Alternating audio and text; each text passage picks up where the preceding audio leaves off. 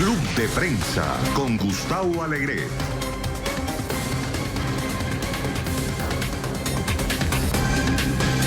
Escala la tensión entre Estados Unidos e Irán. La Unión Americana evalúa envío de soldados a Medio Oriente. Otros 4 diputados opositores al régimen de Maduro son acusados de conspiración. ¿En qué terminará todo esto? Y le contamos qué medidas busca implementar AMLO para hacer frente a la inmigración. Comienza Club de Prensa desde Washington.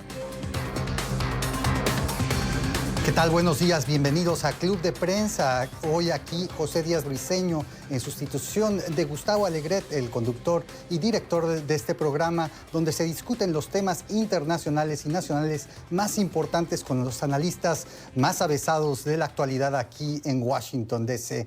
Hoy tenemos al corresponsal de La Voz de América, Bricio Segovia, a María Peña, colaboradora de Telemundo Digital. Muy buenos días. Y también al profesor de la Universidad de Georgetown, el profesor Eric Langer. Profesor, usted siempre trae un bolígrafo nuevo a estas sesiones de Club de Prensa. Eso es más bien pluma fuente, sí, en este caso. Sí, eso no es cualquier una bolígrafo, alemana, ¿eh? sí. Es una Faber-Castell, en este caso. ¿De dónde surge su afición por las...? Yo era niño en Alemania, bueno, en Alemania entonces tenía que usar pluma fuente y recién redescubrí eso hace como 20 años y ya tengo una colección demasiado grande. Sin duda. Ahora pasemos rápido a los temas importantes de este día, porque apenas hace unas horas el Departamento de Estado anunció que sacaría a su personal no esencial de Irak, de su embajada en Bagdad, así como el consulado de Erbil. Esto en medio de unas alertas de seguridad que el propio Estados Unidos ha emitido para la situación en Medio Oriente ante lo que ellos consideran son amenazas de tensiones por parte del régimen de Irán. Hay que decir que Estados Unidos ha incrementado su retórica recientemente sobre la posibilidad de ataques a intereses estadounidenses en el Medio Oriente por parte de Irán o sus aliados, y apenas ayer conocimos también que había la posibilidad de que la administración Trump estuviera discutiendo la preparación de 120,000 efectivos militares para ser enviados al Medio Oriente en caso de un posible ataque a Irán. Esto sin duda incrementa las tensiones, así como la retórica guerrerista en la región. Y la pregunta, Bricio, es: ¿estamos en camino de una guerra? Bueno, yo creo que al final todo se reduce a geopolítica básica. O sea, Estados Unidos ya desde hace tiempo tiene muy claros cuáles son sus alianzas en esa región. Al final ha estado siempre protegiendo a X países, ¿no? Pues entre ellos Arabia Saudí, a Israel, a Egipto, en fin. Y ahora Irán, pues viene a la cuestión. Recordemos que todo empezaba con el acuerdo nuclear iraní. La administración, ya incluso desde Obama, no se mostraba demasiado a favor de este acuerdo, y ahora con la administración Trump hemos visto cómo se han enfervecido esas demandas de acabar con ese acuerdo nuclear. De hecho, la Unión Europea dice que no se están infringiendo las cláusulas de este acuerdo. Estados Unidos dice todo lo contrario, y por lo tanto estamos viendo todo lo que puede hacer posible y por hacer, quiero decir, la administración Trump para pues intentar frenar este acuerdo y sobre todo pues reestructurar un poco ese tipo de alianzas, no reestructurarlas, pero reforzarlas en esa región. Y sobre todo es importante ver los grandes temores que hay dentro de esa región por parte de 2 de los grandes aliados de Estados Unidos, Israel y Arabia Saudí, que temen que pues la retirada de sanciones de Irán pues con este acuerdo nuclear pues pudiera llevar a reforzar la financiación de grupos terroristas en la región. Y eso es algo, ya sabemos que el terrorismo es la gran lucha común que hay hoy en día en este mundo globalizado, y por lo tanto uno de los grandes intereses a nivel global. Y María, y sin embargo, ayer el propio presidente Trump, al ser cuestionado sobre este reporte de un posible preparación de 120,000 tropas, dijo que eran noticias falsas, y fue más allá diciendo que si en realidad se estuviera preparando, lo haría mucho más grande. ¿Qué nos dice esto de la toma de decisiones al interior de la administración Trump? Bueno, en primer lugar, yo creo que, como decía Bricio, la meta común bien puede ser la lucha antiterrorista, pero obviamente no hay acuerdo sobre cómo abordar esa lucha antiterrorista. A mí me quedó claro el ejemplo de ayer en el Pentágono, un militar británico que es el número 2 a cargo de las tropas aliadas en la región, dijo a los periodistas de que Irán no era una amenaza inmediata, contradiciendo lo que ha venido diciendo la administración Trump. Entonces, la administración Trump dice que efectivamente Irán es una amenaza para la estabilidad de la región, para la paz mundial, que sigue apoyando a milicias terroristas en la región, etc. Este funcionario ayer, que no es cualquiera, es el número 2 a cargo de las tropas de la coalición, dijo que no estaba de acuerdo y que Irán no es una amenaza inmediata. Recordemos también que Irán hace poco dijo que Estados Unidos estaba tratando de reciclar, de repetir el libreto que usó cuando lanzó la guerra en Irak, inventándose armas de destrucción masiva que nunca se encontraron. Entonces estamos viendo el gran reto que tiene Trump. Obviamente nadie va a divulgar sus planes militares porque le está dando un anuncio avanzado al enemigo, ¿no? Pero el reto de Trump es convencer a sus aliados de que efectivamente hay que frenar cualquier intento que tenga Irán en la región. Por ahora no lo está logrando. En cuanto a qué planes militares hay, no me sorprendería que se estén elaborando, que se estén discutiendo y que de repente salga ahí un breaking news de que ya nos vamos a la guerra. Yo creo que por ahora la diplomacia es la que está imperando y que la Unión Europea, por ejemplo, quiere que se resuelvan a través de las discusiones, las negociaciones diplomáticas. Veremos quién gana en esa lucha, digamos, de retórica. Y que haya contradicciones dentro de la administración no es nada nuevo. Eso tampoco es nuevo, pues, obviamente, lo vemos en muchos otros temas. Y profesor, justamente lo que decía María es muy interesante. Por parte de la diplomacia europea hay una idea de máxima moderación frente al tema de Irán, mientras que la administración Trump tiene la política de máxima presión. Hay decididamente un encontronazo en formas de ver lo que es o no la amenaza de Irán. ¿Usted qué opina de este choque de visiones? Bueno, me parece que eso es justamente la clave. Lo que la administración Trump está haciendo y con el consejero de Seguridad Nacional Bolton, que siempre ha estado en contra de Irán, de crear ya una realidad allá en la tierra, en la situación que realmente hace que Irán tiene que reaccionar. Y con eso ya... con eso los europeos supuestamente van a tener que ponerse al lado de Estados Unidos.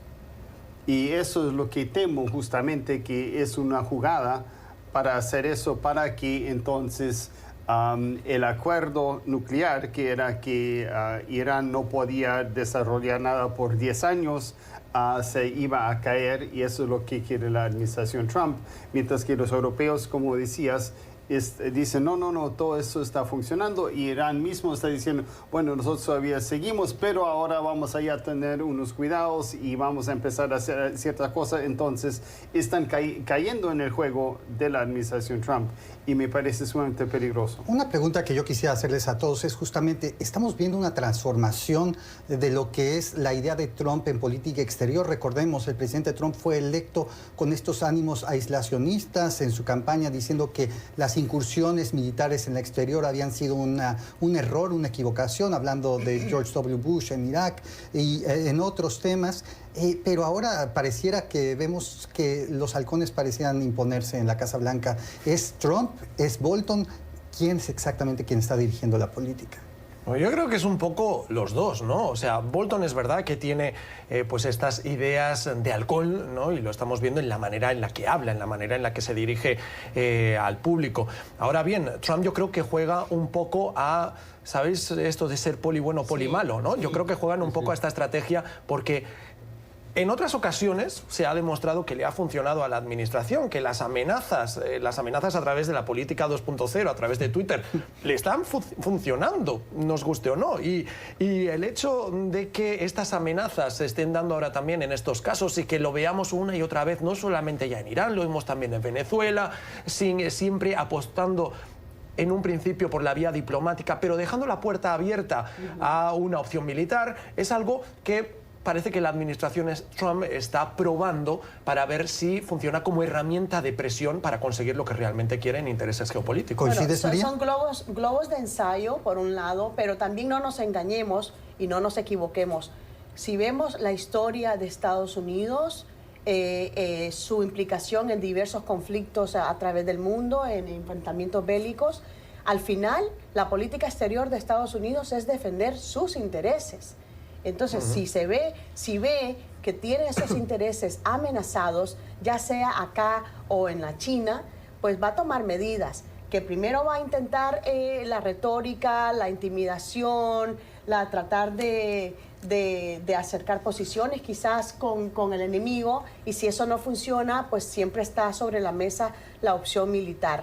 Ahora, hay algunos detractores de la administración Trump, lo he estado viendo en las redes sociales, que dicen que todo esto que está pasando con Irán ahora es una simple distracción más que está creando la administración Trump para desviar la atención de los problemas que tiene acá en casa con esta continua insistencia de los demócratas de indagar qué fue lo que verdaderamente pasó en el 2016.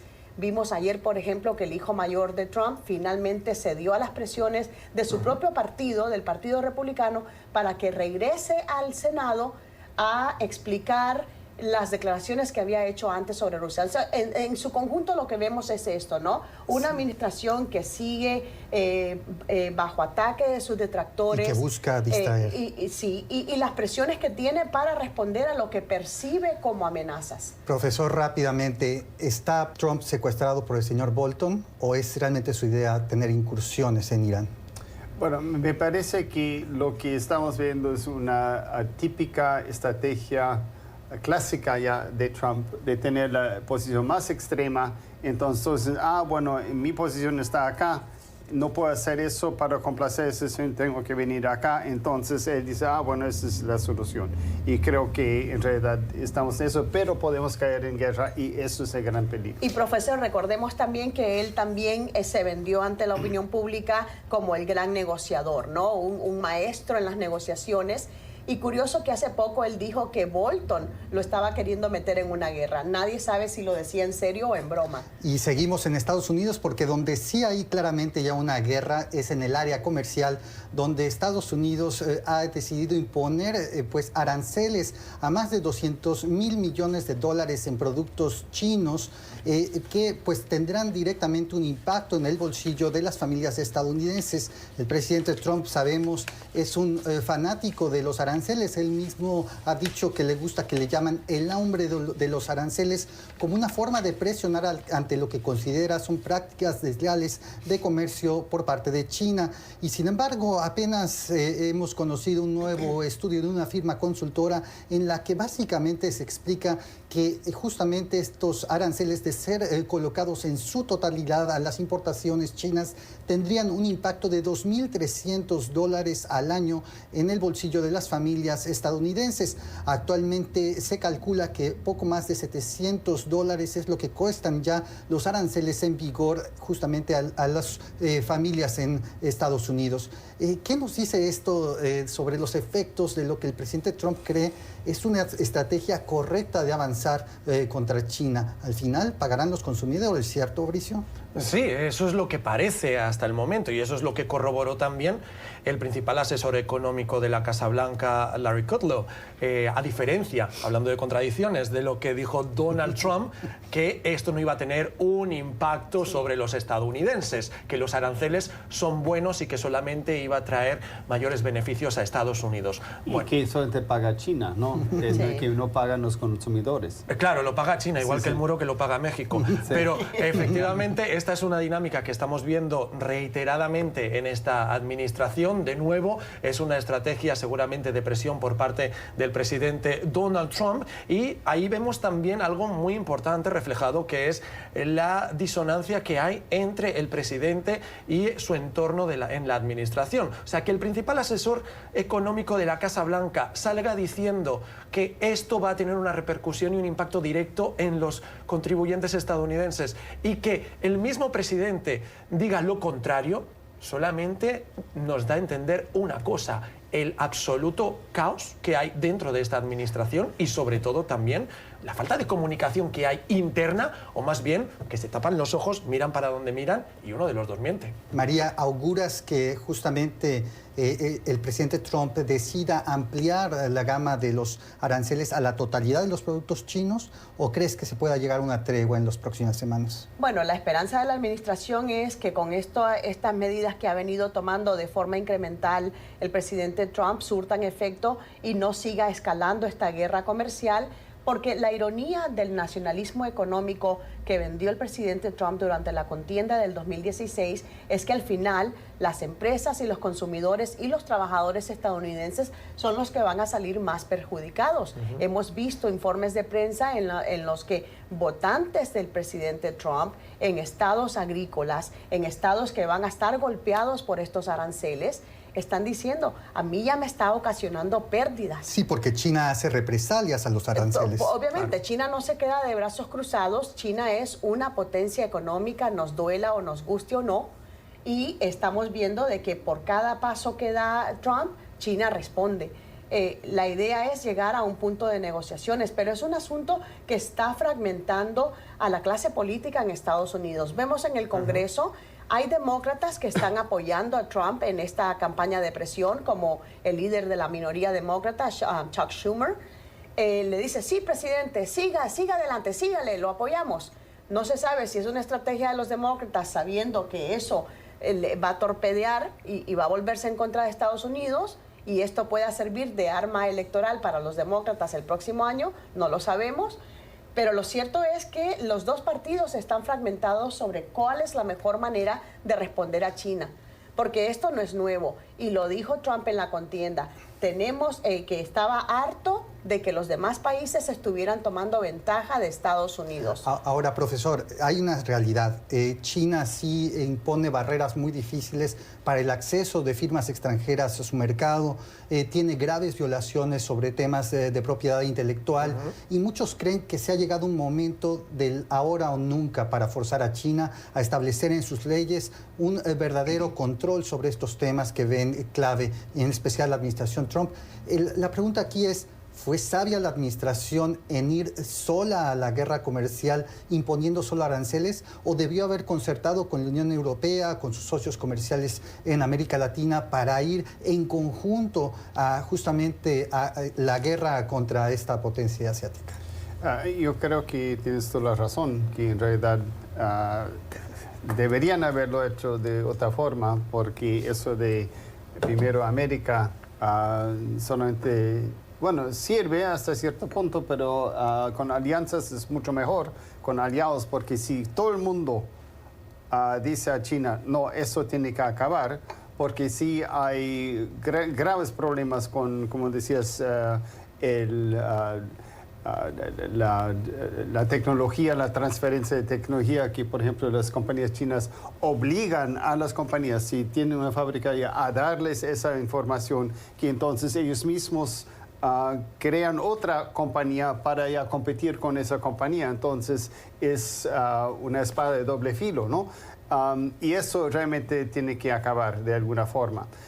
Pero el problema es que, como decías, la administración Trump lo está haciendo solo en vez de con aliados, porque eso ya es el panorama que la administración misma ha creado, que ya no tiene amigos. Y ese es el problema. Pero me parece que en realidad la administración Trump está pensando y espera que eso termine mucho antes de las elecciones, para que entonces el presidente tenga una gran victoria, y con eso puede decir especialmente a los granjeros, por ejemplo, del centro del país, etcétera, que mira lo que he logrado, y mira, igual ya pueden vender soja a China y todo eso. Pero si eso no termina antes que eso, entonces va a ser muy difícil para él la reelección. Pero yo no creo que Estados Unidos, por ejemplo, esté sola con esta administración. Yo creo que al final la geopolítica manda sobre todas las cosas. Lo estamos viendo como muchos de los líderes, jefes de Estado que visitan Washington en visita oficial, cómo se comportan de una manera casi servicial cuando se reúnen con Donald Trump, pese a todo lo dicho en sus países. Por lo tanto, yo creo que al final la gran diferencia con esta administración es que Donald Trump actúa de manera unilateral, sin previo aviso, y a todos toma por sorpresa. Pasa dentro de esta administración con las diferentes agencias federales que una vez las contactas cuando el presidente dice algo que las afecta, o se enteran por la prensa, no saben cómo responderte y te redirigen a la Casa Blanca, algo sin precedentes en las anteriores administraciones, o pasa a nivel internacional, que de repente una coalición de aliados de Estados Unidos dice, bueno, pues es que es nuestro aliado, tenemos que seguir con él, pero a ver cómo lidiamos ahora con esto. Pero y Estados Unidos menos aliado de ninguno. Ese es el problema, ¿no? Que al final de cuentas, como están improvisado, que todos dicen, bueno, vamos a hacer lo que queremos. Y el problema con la retórica es que creen que puede llegar a Trump con la retórica y complacerlo, pero en primer lugar saben que eso es temporal, porque él igual va a hacer lo que le dé la gana, pero que en ese momento puede surtir efecto, como hace Japón, como hace China, como hacen otros países también. Y María, tú tocabas un tema muy interesante. En este momento se vive un auge económico en Estados Unidos, quizá es el arma electoral más importante de Trump rumbo a 2020, pero la mayor parte de los analistas creen que justamente un ambiente de guerra comercial golpearía directamente tanto el bolsillo de los estadounidenses como el propio crecimiento de la economía estadounidense. La pregunta es, ¿dónde nos deja en este momento esta guerra comercial rumbo a las elecciones de 2020? ¿Tiene algo que presentar el presidente Trump como triunfo? Porque en otro de sus grandes temas, la negociación del nuevo tratado comercial de América del Norte con Canadá y México, también está detenido en el Capitolio su ratificación. Estamos en guerra comercial de China, guerra contra los propios aliados de la Unión Europea. ¿A dónde va la agenda comercial del presidente? Bueno, esa es una buena pregunta que yo creo que ni dentro de su misma administración tienen una respuesta clara. Porque, vamos a ver, es cierto que la economía tiene buenos indicadores. Ahora, los economistas te advierten de que, ojo, cuidado, que sí, la tasa de desempleo está baja, e incluso está baja entre las minorías, entre los afroamericanos y los latinos, pero es que además, pero eso no refleja por completo toda la realidad del mercado laboral. Es decir, esa cifra no refleja, por ejemplo, la gente que ya se dio por vencida y que dejó de buscar empleo. Esa cifra no refleja esa parte. Y respecto a una guerra comercial, obviamente más conviene que la administración encuentre una solución a corto plazo, porque si se desata así a gran escala y China empieza a tomar más represalias, ya lo estamos viendo, por ejemplo, con los aranceles que ha impuesto la administración a ciertas importaciones de acero y aluminio, están afectando a la industria del acero, están afectando a la industria automotriz, están afectando el precio de los coches que vienen desde México, porque en buena parte de esos coches se fabrican con refacciones americanas, estadounidenses. Es decir, es una situación complicada que no son respuestas sencillas de un soundbite, de una frase que pueda sacar el presidente en Twitter. Es decir, a lo mejor a su base sí le complace esa bravuconada y esa retórica, pero la realidad es que empieza a afectar a los productores, a las empresas, a los consumidores. Ahí la cosa cambia. Regresamos con más de Club de Prensa en unos minutos. Pues Siria, con al-Assad al frente, es una de las pocas alianzas que le queda en esa región. Venezuela, más o menos de lo mismo con Nicolás Maduro, porque con el giro que ha estado tomando en los últimos años la región latinoamericana, de la izquierda a la derecha, cada vez es menor el círculo de confianza que le queda a Rusia en Latinoamérica. Y lo mismo, como decía, pasa con Siria. Estados Unidos es todo lo contrario, lo que quiere es ver pues un cambio de gobierno en esas dos naciones, porque no le favorece lo que tiene en estos momentos. Por lo tanto, de nuevo me remito a la geopolítica básica como partida de estas conversaciones que luego quedan embellecidas por toda esta diplomacia. Oye, María, sí llamó la atención que justamente en esos comentarios públicos iniciales de su reunión con Putin, justamente el presidente Putin le dijera al señor Pompeo, le comentara sobre los temas del informe Mueller. Habló justamente de que no ha habido colusión, que se probó. Muy raro que un jefe de Estado hable de temas nacionales y no internacionales de otro país, ¿cierto? Ahora, también llamó la atención de que Pompeo pareciera tener una actitud mucho más dura respecto a Rusia que el propio presidente Trump. ¿Qué nos dice esto exactamente del papel que Rusia juega justamente en la política interna de la administración? Bueno, obviamente juega un gran papel, tiene un gran protagonismo, y lo que vemos de nuevo en esta arena es que hay una discordancia, una incongruencia dentro de la administración Trump. A Trump se le criticó muchísimo porque en una llamada telefónica que tuvo con Putin, luego se supo que hablaron extensamente sobre el informe Mueller, y lo que llamó la atención de entonces es que ni siquiera al Congreso le han querido entregar el informe completo sin omisiones, ni redacciones, ni ediciones. Es decir, le dijeron, ¿cómo se le ocurre a este señor estar hablando de un informe tan sensible, tan delicado con Putin, y sin antes discutirlo con el Congreso? Esa fue una gran crítica. De ahí que no me sorprende que Putin haya traído a colación el tema para decir, mire, ¿lo ven? Estamos en paz, somos amigos, BFF, best friends, forever, y ahora a echar para adelante, ¿no? A pesar que más de 30 entidades, individuos fueron Claro. acusados criminalmente por parte del fiscal Mueller. Exacto, muchos de ellos rusos, y que, bueno, en ausencia, y que obviamente Rusia no los va a extraditar. O Bueno, por lo menos es lo que yo vaticino. Y que no nos olvidemos que el hecho de que las conclusiones dijeran que no hubo colusión o interferencia rusa en estas presidenciales no quita que no hubiera intento de interferir. No, a ver, Interferencia interferencia hubo, está demostrado porque los servicios de inteligencia lo dijeron desde el podio de la Casa Blanca. Sí, pero yo digo desde el punto de vista del informe de Mueller. Lo que dicen es la colusión entre la campaña de Trump y Rusia. Eso es un tema distinto, pero que hubo interferencia, lo hubo, y quedó demostrado porque los servicios de inteligencia, si nos fiamos de lo que dicen los servicios de inteligencia de Estados Unidos, sí que la hubo. La otra parte que quedó inconclusa, que quedó muy turbulenta ahí, es que Mueller no pudo demostrar que en realidad no hubo obstrucción de justicia. La administración lo interpreta como una exoneración, pero eso no es una exoneración. Entonces, ahora, ¿por qué Rusia es importante acá? Porque Rusia está apoyando a Maduro. En esa conversación ayer con Pompeo le dijeron, a ver, cuidadito, que ya sabemos lo que queremos en Venezuela, obviamente democracia y todo lo demás, pero la democracia no se logra por la fuerza. Es muy curioso que lo diga, que lo estén diciendo en Rusia, cuando Rusia, como tú bien sabes, sufrió esta transición de la perestroika, precisamente porque fue un trabajo de hormiga que duró muchos años. Esto no fue de la noche a la mañana.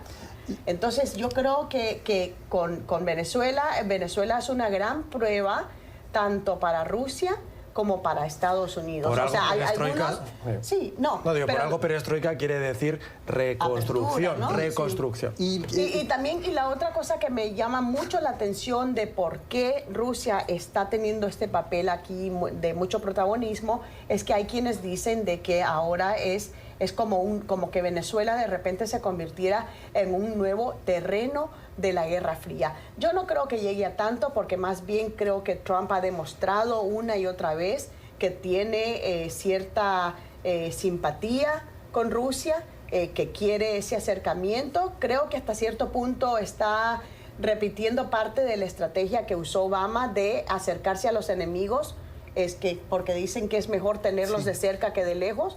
No sé, pero que sí que es una gran prueba dentro de este juego geopolítico que hay ahora. Perfecto.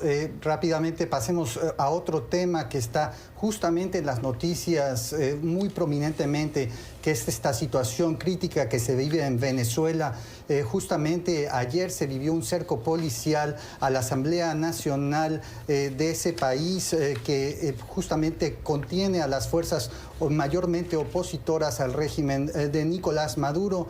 El señor Juan Guaidó, que es reconocido como presidente encargado de Venezuela por más de 50 países, pues acusó justamente este cerco como un asedio, un golpe a la institución parlamentaria, y además se conocieron pues unas órdenes de aprehensión para otros 4 legisladores de la oposición por parte del régimen de Nicolás Maduro. Ya son al menos 14 legisladores que enfrentan algún tipo de acusación de traición y rebelión, y otros asociados justamente a los hechos del 30 de marzo, del 30 de abril pasado, perdón.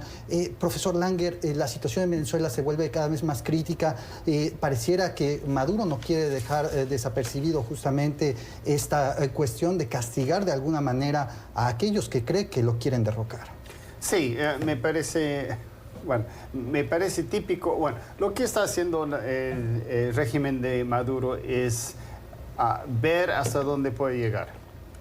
Entonces, está tratando de minimizar la Asamblea Nacional, que es en realidad la única unidad elegida libremente en comparación a todas las otras instituciones. Y poco a poco está tomando más legisladores y tratando de descalificarlos. Y lo que no ha hecho todavía es interesante, es que no lo ha hecho con Guaidó. Y con Guaidó porque todavía tiene mucho apoyo de países muy importantes como Estados Unidos, como la Comunidad Europea, etcétera, etcétera. Pero lo está haciendo poco a poco, y lo que creo que está haciendo es está pensando, bueno, el tiempo está en mi favor. Mientras que yo me mantenga allá, yo pueda seguir robando a la gente alrededor, a los militares también, darles más ventajas para aumentar sus ganancias en los bancos suizos, seguir con el narcotráfico, etcétera, etcétera, porque ahora ya es solamente una mafia, en realidad, que no le importa ni un pito lo que pasa con la población, porque ya no es un gobierno, es un Estado fallido. Entonces, más bien ese conflicto le ayuda de alguna forma, porque entonces, como no hay poder, no hay potencia, entonces nadie puede hacer nada, y no creo que haya una solución militar. El problema es que yo creo que el gobierno el régimen de Maduro no va a caer sin alguna violencia, lastimosamente, porque no va a irse voluntariamente, no se va a ir voluntariamente, y ese es el gran problema. Entonces, lo que vemos es lastimosamente un futuro violento de alguna forma, y eso sería una enorme lástima para el pueblo venezolano, que ya está sufriendo con hambruna, con falta de medicinas, etcétera, etcétera. Bricio, hemos visto que la comunidad internacional ha respondido ante este asedio al Parlamento, pues ofreciendo en algunos casos refugio, asilo, en los casos de España, en los casos de Italia. Ahora México se sumó en el caso de uno de los legisladores pues acusados por parte del régimen de Maduro. Pero realmente hay una estrategia internacional con este grupo de contacto que presuntamente busca hacer algún tipo de gestiones para lograr una salida negociada y evitar justamente este derramamiento de sangre del que potencialmente pudiera ocurrir. Mira, Pepe, yo he estado cubriendo los grupos de contacto que se han llevado, las reuniones de grupo de contacto y también las reuniones de grupo de Lima. He estado viajando con ellos y realmente yo no sé a dónde van. O sea, yo creo que están todos más perdidos, y no solamente a nivel internacional, están perdidos desde el mismo gobierno interino de Venezuela, el equipo de Juan Guaidó. Yo creo que van sin rumbo en estos momentos, y eso dificulta mucho crear una estrategia a nivel internacional también. Muestra de ello, ¿qué son? Los dos puntos clave en este momento. Para mí, uno de ellos fue el intento de distribución de ayuda humanitaria en la frontera entre Colombia y Venezuela. Un intento fallido en el que además ni siquiera vimos a Juan Guaidó hacer el amago de sumarse a sus compatriotas a los que había llamado para cruzar esa frontera con un corredor humanitario. Luego también el segundo intento fallido que hemos visto fue lo que Nicolás Maduro llamó un intento de golpe de Estado, y que desde aquí se llamó la operación final de la Operación Libertad, ¿no? Desde el equipo de Juan Guaidó. Algo que tampoco salió bien. Y eso es sobre todo mucho más sorprendente, porque a la hora de la verdad cuentan con el apoyo de Estados Unidos. No desconocemos hasta qué punto tienen el apoyo de Estados Unidos, si es solamente logístico, si va más allá, o financiero, eso no lo sabemos. Ahora bien, lo que sí sabemos es que Estados Unidos... hay coordinación entre Juan Guaidó y su equipo y Estados Unidos, porque las maneras en las que lanzan los mensajes son demasiado ordenadas. Quiero decir, vienen al tiempo siempre, y eso nos indica que hay una cierta coordinación. ¿Por qué están fallando estos intentos entonces? Es porque hay filtraciones de los servicios de inteligencia cubanos que se encuentran en Venezuela ayudando a Nicolás Maduro. Son el propio ente militar de Nicolás Maduro que también está frustrando los intentos del gobierno interino o del equipo de Juan Guaidó en estos momentos. No lo sabemos, pero si no hay una orquestación clara de lo que se quiere hacer por parte del equipo de Juan Guaidó, difícilmente lo vamos a ver en el panorama internacional. Perdóname, tenemos que hacer un corte, pero ya regresamos ahora a Club de Prensa. Ya estamos de vuelta aquí en Club de Prensa, discutiendo justamente los temas más importantes de la actualidad internacional, y ahora abordamos el caso de México, donde justamente ayer el gobierno de Andrés Manuel López Obrador dio a conocer algunas estadísticas sobre las fosas clandestinas que se han descubierto en ese país que vive desde al menos hace 10 años una guerra contra el narcotráfico, en la que, según registros oficiales, hay al menos 40,000 personas desaparecidas. Se habla de más de 200 fosas encontradas con más de 300 cuerpos, pero los propios buscadores de la verdad, los propios defensores de derechos humanos creen que la cifra que ha presentado el gobierno de López Obrador, que es la primera en la historia, se queda corta. María, ¿qué nos dice esto del drama que vive México? Bueno, es tremendo, porque recordemos que López Obrador prometió transparencia, prometió hablar con la verdad. O sea, la gente volcó en él tantas esperanzas, una pizarra en blanco, comenzar de cero, hacer todo bien, y que ahora se encuentra en esta traba de que en realidad esto va a tomar muchísimo más tiempo de lo que se preveía, de lo que se esperaba. Yo creo que eso es como un balde de agua fría a la gente que exige respuestas, y sobre todo a los familiares de esta gente desaparecida. O sea, yo como madre puedo sentir, puedo entender la indignación que pueden sentir los familiares de estas víctimas, porque siguen sin tener respuestas claras. Profesor Langer, ¿se parece México a otros países de América Latina en esta cuestión de los desaparecidos? Sí y no. El asunto es que en el caso de los otros países fueron las dictaduras militares. Aquí no hay dictadura militar, sino que es más que todo una criminalidad que tiene que ver con el narcotráfico. Entonces es mucho más difícil, porque no hay cifras oficiales, no hay nadie que haya llevado la cuenta, porque los narcotraficantes que han matado a sus rivales o a migrantes no llevan contabilidad, o pues si lo hacen nadie lo ha encontrado ni tiene acceso a eso. Entonces es mucho más difícil, y el gran problema justamente es, yo como historiador siempre pensamos primero en fuentes, ¿no? ¿Dónde están las fuentes? Y el problema es que el gobierno no tiene las fuentes, y más bien ahora va a ser una búsqueda en los noticieros, en los periódicos, para ver si hay más muertos, sí, y todo eso. Y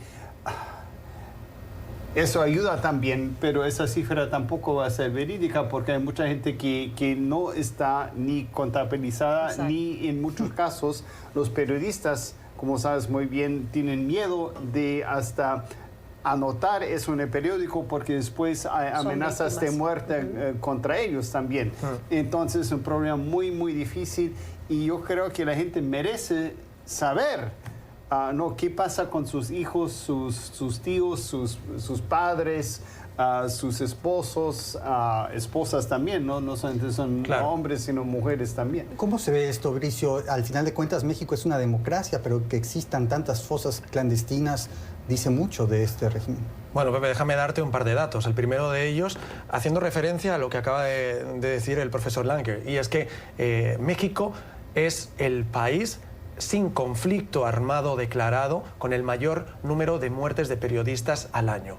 Por lo tanto, hay el temor de reportar todas estas historias. El segundo dato que te quiero dar, y que quizás sí tiene algo en común con los otros países de Latinoamérica en los que se han dado situaciones similares en cuanto a las fosas, como por ejemplo Perú, es que difícilmente no, es que no existen la metodología necesaria para poder analizar el ADN de manera correcta, de manera eficiente, sobre todo cuando ha pasado muchísimo tiempo y han estado pues en ciertas condiciones como son las condiciones de una fosa, ese tipo de cadáveres, ¿no?, de cuerpos. Hablaba yo hace tiempo cuando viajé a Perú para trabajar sobre un reportaje precisamente sobre este tema de fosas, que los mejores centros de análisis de ADN están en Europa. Por lo tanto, imagínate tú lo que supone y el costo que supone también para un gobierno, ¿no?, enviar estas muestras hasta Europa para devolverlas e intentar dar paz a los familiares que tienen la esperanza de encontrar al menos o saber que esos cuerpos, esos restos son los de sus familiares. Bueno, para comenzar, si tienes los cadáveres, porque como decía el profesor los cadáveres Langer, sí, pero ¿cómo? No, pero imagínate los que ni se sabe porque está muy documentado. Ni siquiera existe el registro. El caso del pozolero, por ejemplo, el caso del pozolero, cuya única tarea era meterlos en un barril con químicos y ¡puf!, como por arte de magia, desaparecía toda evidencia. Es que no quedaba ni una uña en ese pozole, ¿no? Entonces, yo creo que es muy duro que se pueda llegar a decir con contundencia, hemos resuelto estos casos de desaparecidos, etcétera. Yo creo que además del costo, es también cuánto tiempo puede tomar esto y cuánto tiempo puede esperar a alguien después de que le has prometido claridad y respuestas. ¿Cuánto tiempo están dispuestos a esperar? Es que esos son... Porque yo creo que en realidad va a pasar más de este sexenio. Esos son los problemas del discurso populista, que se prometen muchas cosas sin dar explicaciones de la realidad del país. Porque si no tienes la metodología suficiente para hacerlo, ¿por qué lo prometes? Desgraciadamente tenemos que cerrar este bloque. Hay que recordar, el presidente López Obrador sigue teniendo una tasa de popularidad arriba del 65%, va comenzando su mandato y veremos si puede con este grave paquete que es el tema de la justicia en México. Ya regresamos aquí en Club de Prensa. Estamos de vuelta aquí en Club de Prensa siguiendo en esta discusión muy sabrosa sobre los temas internacionales que más importan a la comunidad. Ahora veamos el caso de Brasil, donde justamente Michel Temer, el expresidente de ese país, entre 2016 y 2018, fue finalmente liberado, al menos temporalmente, luego de que fuera detenido por un caso de corrupción derivado justamente de este escándalo conocido como el Lava Jato. Recordemos, el señor Temer fue el presidente más viejo de Brasil y sustituyó a Dilma Rousseff justamente en la presidencia, quien había sido destituida derivado de todos estos escándalos y situaciones pues embarazosas para buena parte de la clase política en Brasil. Profesor Langer, ¿usted qué opina de esta situación? Brasil no es el único que está enfrentando, el único país que está enfrentando temas de corrupción en América Latina, pero ¿qué nos dice que es una segunda liberación del señor Michel Temer, al menos temporalmente? ¿Lo veremos finalmente purgando una condena, sí o no? Bueno, ya está muy viejo, a ver si logra hasta el juicio y después, porque creo que está ya muy desgastado. Lo interesante es Temer y que está liberado y más bien Lula siguen a la cárcel. Obviamente a Lula ya lo han condenado, mientras que Temer todavía no. Pero sí, la corrupción es tan grave, creo, dentro de la clase política brasileña, y Temer era uno de los líderes más bien de esa corrupción, que obviamente yo no puedo juzgar si es culpable o no, pero sospecho que sí. Pero la cosa es que ¿qué se hace con el expresidente, no? Y si todavía no lo han juzgado, entonces todos tenemos ese derecho a la libertad hasta condicional.